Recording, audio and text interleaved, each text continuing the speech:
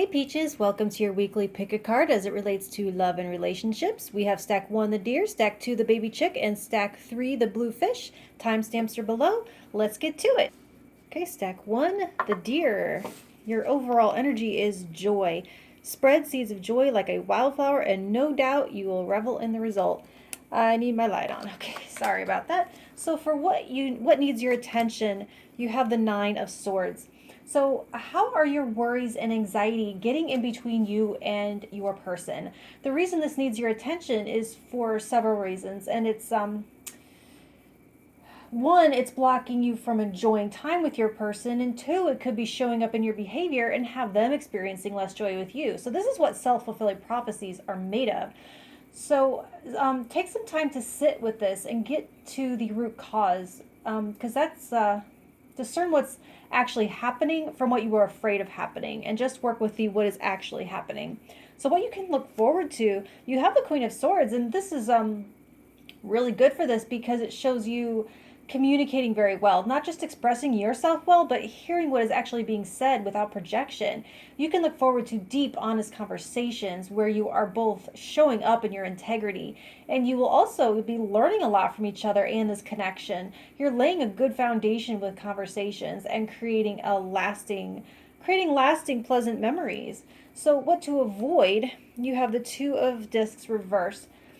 It's going to be avoid complacency and dropping the ball on your awareness. So avoid any major imbalances because they might seed resentment later. Try not to get too hung up on one thing, letting something small getting blown way out of proportion, especially allowing that to fuel with this Nine of Swords. So for what is most attractive about you at this time, you have the Moon in reverse. So you'll be showing your true face. It's like they see you without makeup or your best clothes on for the first time, and they love it. There's a mystery getting revealed here, and it makes them want more, to see more, to explore you more, for you to let them further into your inner workings. And it's like they see one vulnerable moment or something that you don't even realize they catch, and it's like a magnet. For how to strengthen your bonds, you have the Wheel of Fortune. And so this is going to be the results. It's talking about the results of our actions. And here it's telling you an action to spread the seeds of joy. So we all want to be with someone who, not that we can make happy, that's no one's job, but someone who will allow themselves to be happy at least. Someone whose happiness that we can contribute to and share in. So sow those seeds of joy, and also writing the ups and downs of the wheel together, or better yet, finding that center and watching it spin around you both. So allow yourself to feel lucky that they're choosing you, and then also grateful to yourself for loving yourself enough to choose them. So that's what I have for you, stack 1. Thank you, thank you. All right, stack 2, the little chick. Your overall energy, you have strength. When your roots are deep, you need not fear the storm. So for what needs your attention, you have the Lovers reversed. And it says here that there is actually something keeping you from coming together harmoniously, and that there could be things that you each need to heal individually to prevent the bond from becoming codependent. The Lovers upright shows both partners being in their power, so someone or someone's isn't in their power here. And this could be external things as well, like keeping you apart, like day-night work schedules, that sort of thing. Or are you really connecting the best versions of yourselves, but the worst versions of yourselves, they still create chaos. So for what you can look forward to, you have the Tower in reverse. It's like a wake-up call or a second chance. You get to make some repairs where you may have started down a destructive path, like discussed separating but have decided against it. It's the first steps towards building back better. And there is this chaos here, and it shows you staying strong. Like it says up here, you may be taking a look at what roots you, and seeing that it is durable. So what to avoid? You have the Four of Swords in reverse. Avoid not taking care of yourself. I can't tell you how much relationship turmoil gets read as they don't love me, when it's like lack of sleep, low blood sugar, stress from work, stress from kids, and that kind of stuff. Also, when this talking about codependency, avoid being afraid to be in your own company. Avoid the anxiety of having them out of your sight. to turn this Lover's card upright, you must do your own healing outside of them, and you must know who you are outside of this connection. So your most attractive quality, you have the Ace of Swords. This is your incredible honesty and your way with words. I see that you're funny as hell, smart as a razor, and you call things exactly how you see them. And I love this about you.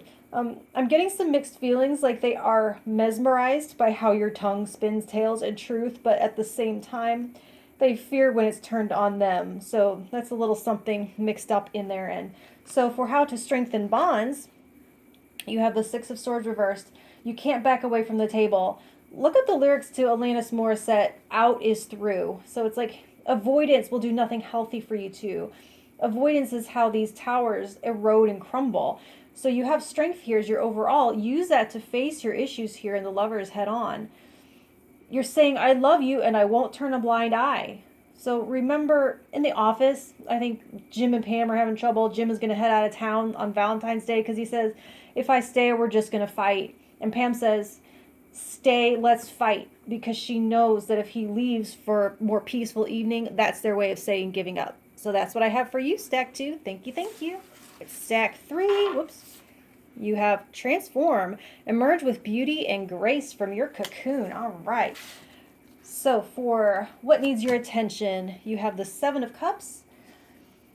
This feels like fantasy and what ifs. You may have a lot of choices to make, and you may need to focus on actually making them here this week, or at least cutting out a few possibilities to get closer to a real solution. Daydreaming isn't getting anywhere. Also, in order to do so, pay attention to if you are able to separate the illusion from the reality. That's something that needs your attention. So what you can look forward to, you have, the Six of Wands. You can look forward to feeling seen, supported, elevated, celebrated. You're getting a win here, and it might be that small win that you've been needing really badly.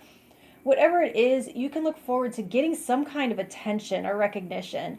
And maybe this success helps light up one of these possibilities and makes them appear more viable so you can choose. So for what to avoid, you have the Ace of Discs. Let's cover this dude up. Don't want to get in trouble on YouTube.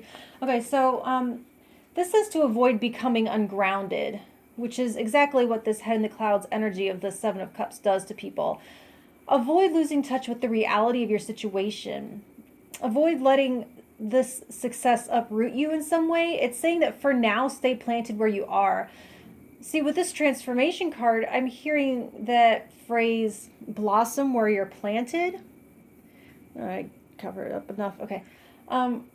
If someone far away is giving you attention here, I feel like it's saying not to divest in your current environment to travel far from home just yet.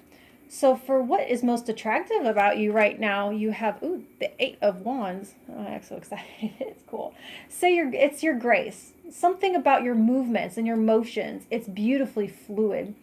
It reminds me of that song, watching you is the only drug I need. The way you move ain't fair, something like that. It's in your hands. It's even in how you sleep. Like you have a unique trust in the earth to hold you up. So your way of moving about is an effortless art I'm seeing. So how to strengthen bonds, you have the Nine of Cups. Carving out your little piece of heaven, whatever that means. Joy and pleasure are one of our prime motivators. So sharing joy and pleasure, creating sweet memories, letting it be fun, keeping your vibe high any way that you can. When you're making these choices in the Seven of Cups, which ones feel light in your heart center?